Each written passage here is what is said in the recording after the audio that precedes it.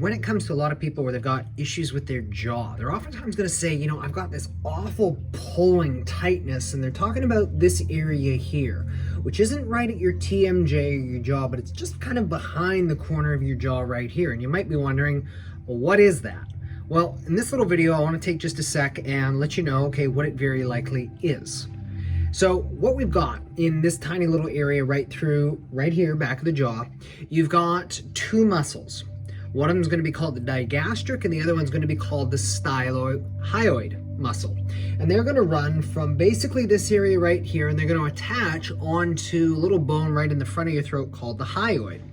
And these muscles are really important because they're involved with swallowing. They're also, to a certain degree, involved in accessory chewing. They're involved with speech. And so there's going to be a lot of different movements with the tongue, with the jaw, and all of this sort of stuff where these muscles are going to be engaged. Now, if you have a certain kind of TMJ problem, well, what can happen is these muscles will start to tighten, and they'll characteristically start to pull the corner of the mouth like this a little bit, and the result of this is it's going to get very, very tight. And so a person says, oh, it just feels so much better if I'm working the muscles in and of that area. Now, that's one possibility, but what I also want to let you know about something that you may not know, and this is when we're talking about where the vertebrae in the upper part of your neck are. And so if we think of the head right here, usually we think of the vertebra in the neck as being, somewhere in the back like this. When the reality is that the top vertebra, the tip of it is located right at my finger here. And so as you might see, my jaw is here. Tip of the C1 vertebra, which supports the weight of your head, is located right here. And the muscles are just in front of it. And sometimes, if that vertebra has ever been slipped or is misaligned, even a few millimeters forward, what it can actually do is it will tuck under the jaw, and the result of that is it can start to compress and irritate some of these muscles. My point is that a lot of times when people say, oh, I've got these really tight muscles right through here, I wonder if it's my jaw.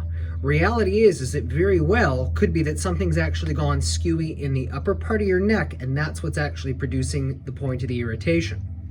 So what do you do about that? Well, one of the most important things you do is you get your neck properly looked at. Now, what this oftentimes can be, this can be a dentist, this can be a chiropractor, this can be a vestibular general physiotherapist, but it can also be what's called an upper cervical chiropractor. That's what I am. My role is looking at the particular relationship between what's happening in the upper part of your neck, your jaw muscles, and how that affects the health and function of your entire body.